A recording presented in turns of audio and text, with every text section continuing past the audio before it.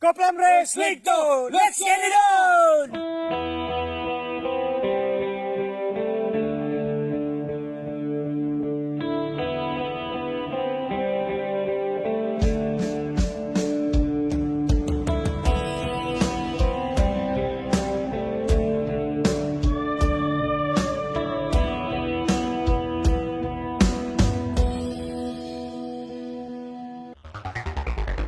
Well, gentlemen, perhaps we wouldn't be where we are today if we hadn't said to ourselves, just go, go, go, go, go, go, go, go, go, go, go, go, go for it.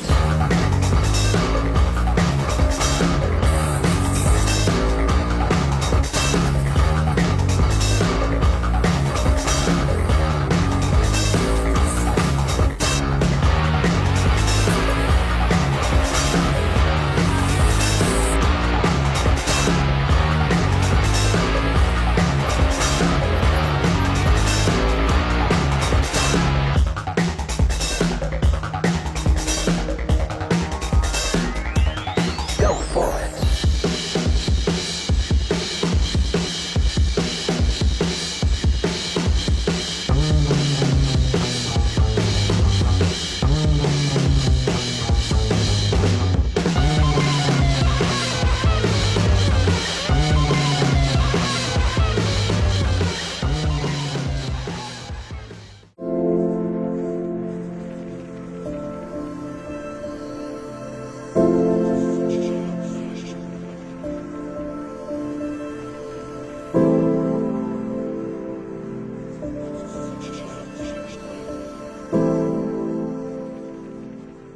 Good day mga kadabong. After na mo nagta-crib, kaya kayo ang trail.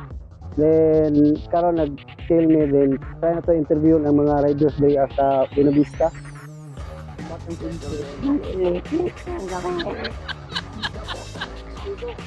Ako, si Carl Sindoy, nagta-crib. Medyo naay rin nga, wala pa masugat tungod kay usaman ko ka XC rider. Karon na agi anak ko ang downhill, enduro bike. Medyo wala sa akong experience ko na murag na baguhan ko. Pero okay kayo. Na nainggan yung gigog tuda, lindot. Lindot yun. Labi lang kaubala ko mga si Kuya Ronald, si Kuya Eric. Okay kayo. May buntag, mga kadabong, mga angkol. May gala na to diya nga mga kaubanan ragyapon na to sa pagpadyak. Being a first timer, second timer sa enduro, gikan gyapon ko sa XC nga biker.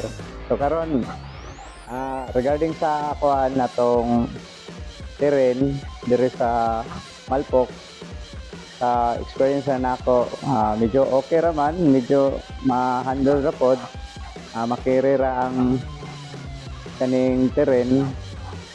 So mas grabe gyud ang katong mga elite kung sila ang parutahon, no. So sa ako nga first timer, medyo dili pa kay ko makakuan pa nga maka pareho sa ilahang abilidad na ilang kapaspas. So, advice na ako, walang kita, proper gearing, magdala ta sa atoa kabalingong mga gamit para for safety lang po sa atoa nga mag-track ride ta dire sa Malpok. So, anytime, pwede na mo track ride sa among area. Naingadla sa tanan, Karaga. Ako na si Eric Ragandang, member sa DT Enduro. I'm inviting you this coming July 16, 2023 for the Karaga League Series 2 Koplam Race. Ani mo dire kay natay mga bagong tracks and natay gihatag na promo sa inyong 10 riders plus 1 to libre ang isa. So, encouraging you, all new bikers and all riders, please come and join our race. Thank you and God bless. Koplam Race, pabuhay!